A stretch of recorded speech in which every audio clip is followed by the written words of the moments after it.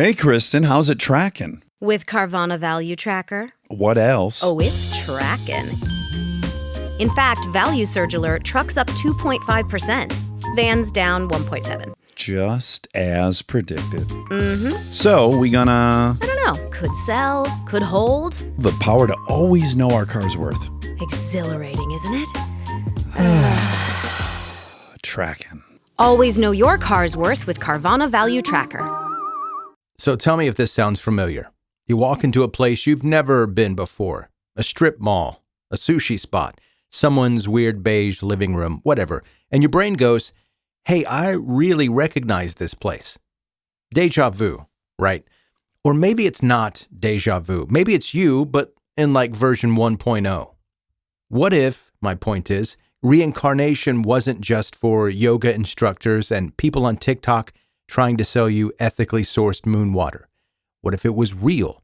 Because down in Louisiana, there's a toddler, an actual kid who started naming his toy soldiers after dead World War II pilots and screaming about being stuck in a plane that's on fire.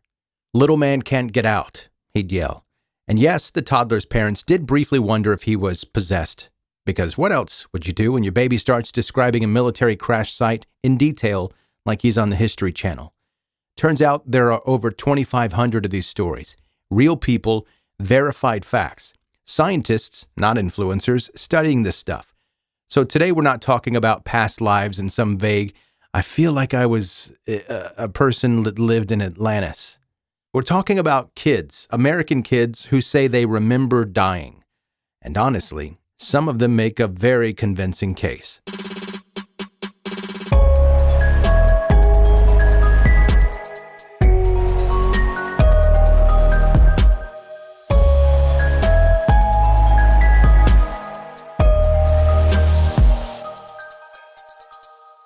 Let's be real. Most people in the U.S. treat reincarnation like a fun thought experiment.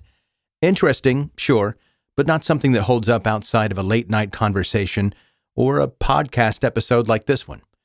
But then you come across stories that are so specific, so weirdly detailed, they stop feeling like coincidence and start sounding like a problem for science to deal with. And we're not talking about people claiming to be Cleopatra. These cases involve a World War II pilot, a mid-level Hollywood agent, and a grandpa who just really missed his kitchen appliances. So in this episode, we're running through 5 of the strangest, most heavily investigated reincarnation cases ever reported in the U.S. All right, let's talk about the toddler who casually dropped one of the most convincing reincarnation stories on record, like it was no big deal. His name, James Leininger. 2 years old, living in Louisiana, just vibing. And then he starts waking up screaming. Airplane crash on fire. Little man can't get out, he'd scream. And I'm talking about blood-curdling scream. This house is haunted levels of panic. At first, his parents assumed it was just a nightmare. Standard toddler stuff. But then James started saying things like his plane took off from a boat called the Natoma. He flew a Corsair, which, by the way, is very specific World War II. It's an aircraft that a 2-year-old should not be able to casually identify. His name at this time was James III, which sounds like the beginning of a cult, but okay. He also corrected his mom when she misidentified a bomb on a toy plane, told her it was a drop tank, not a bomb, and he was right. Which, I don't know about you, but if I had a toddler and they started flexing accurate World War II military terminology, I'm lighting sage or calling a priest. Possibly both. His parents, understandably, went from, oh no, night terrors to, is this demonic possession? But then they did some digging. And it turns out the USS Natoma Bay, real. A pilot named James Houston Jr., also very real, shot down near Iwo Jima in 1945. Died in a plane crash exactly like James described. And it gets weirder. James had a bunch of G.I. Joe dolls. Totally normal, except he'd named them Leon, Walter, and Billy, which are definitely not Bluey characters. Those names, they matched real men from Houston's squadron. Real people, real dead. Every single one of them had died before Houston. So either this kid had an underground World War II themed flashcard addiction, or something seriously strange is going on. Next up, a 4-year-old from Oklahoma who apparently had unfinished business in Hollywood. Meet Ryan Hammonds. Normal kid, loves movies. One day he turns to his mom and says, "I used to live in Hollywood. I had a big house and I had 3 sons. I miss my other family." Excuse me? He also starts shouting action during playtime like he's on a Warner Brothers set. His mom chalks it up to imagination until he starts crying at night because he wants to go home. Again, he's 4. One day, they're flipping through a book of old Hollywood photos when Ryan points at a man in the background of a 1930s film and says, "That's me. That's where I worked. That's George. He was my friend." So now we've got a preschooler doing IMDb callouts on black and white movie extras. Enter Dr. Jim Tucker. Yes, the reincarnation researcher from UVA. Ryan gives him over 200 facts about his other life, including he worked at a Hollywood agency where people changed their names, lived in a house with a pool on a street with Rock in the name, had 3 sons, died at the age of 61. Now here's the part where it jumps from weird to someone needs to explain this to me immediately before I have a breakdown. They ID the guy, Marty Martin, not famous, bit part actor turned Hollywood talent agent, lived on Roxbury Drive in Beverly Hills, had a pool, adopted 3 sons, died at 61, even though his death certificate wrongly said 59. Every single thing Ryan said checked out. He was giving names, dates, places, stuff you literally couldn't Google if you tried because the guy was so obscure. Dr. Tucker verified 55 of his statements. Ryan's parents were absolutely freaked out, but also kind of amazed. And when Ryan eventually visited Hollywood, he saw his old house. He got quiet, emotional, then like most kids, moved on with his life. Because apparently remembering your past as a mid-century Hollywood agent is not as interesting as Pokemon. Still, 55 facts, all correct, from a kid who hadn't even started kindergarten. Make it make sense. Let's bring it closer to home.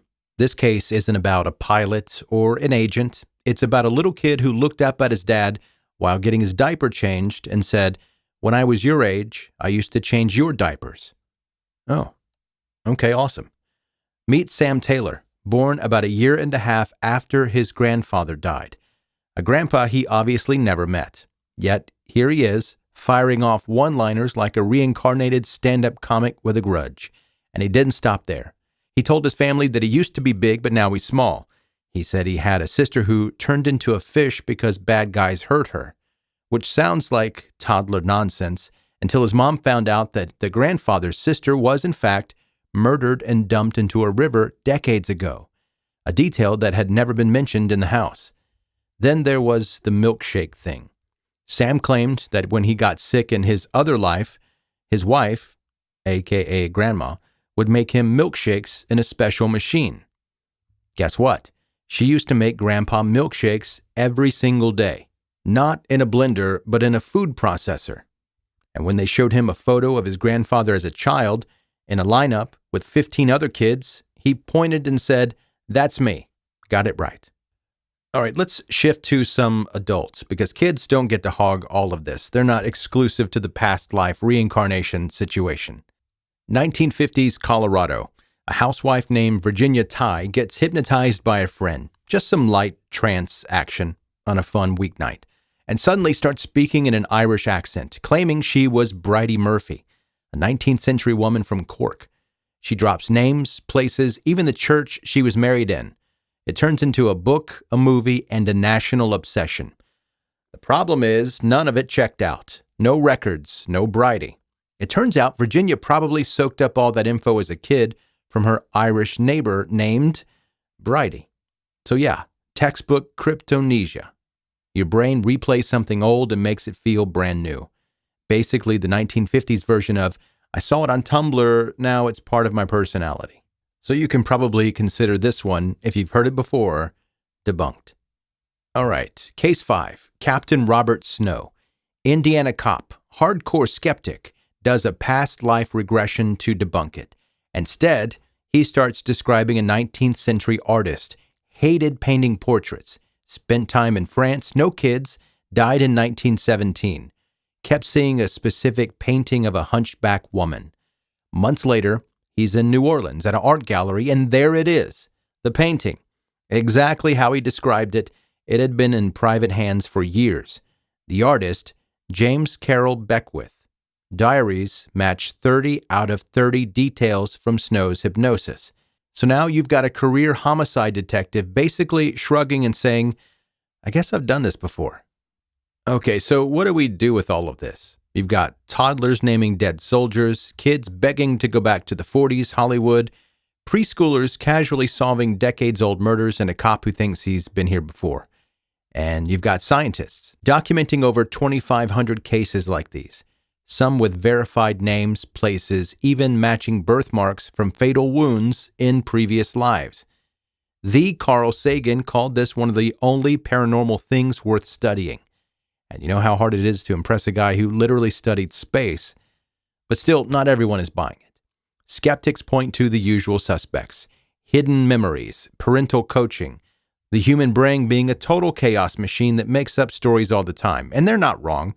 You can explain a lot of this stuff with psychology, coincidence, or straight-up forgetfulness, but not all of it. There are cases, like James and Ryan, where the facts line up so precisely the normal explanations start sounding less believable than the weird ones. So, are we really reincarnated? Or are we just good at making stuff up? Honestly, no one knows for sure. And if anyone says they do know, they're probably trying to sell you crystals or something like that. But here's the part that sticks. Kids, regular Play-Doh eating kids, say some seriously creepy specific things. Stuff they shouldn't know.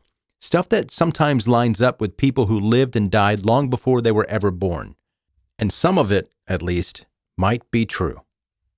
Thanks for listening to this episode of 10 Minute Mystery. If you liked what you heard, please be sure to hit subscribe and leave a review. It helps other curious minds find the show. And if you're craving more stories, but with a darker twist, check out my other podcast, 10 Minute Murder. It's still brief and bingeable, but with a little darker twist. See you next time.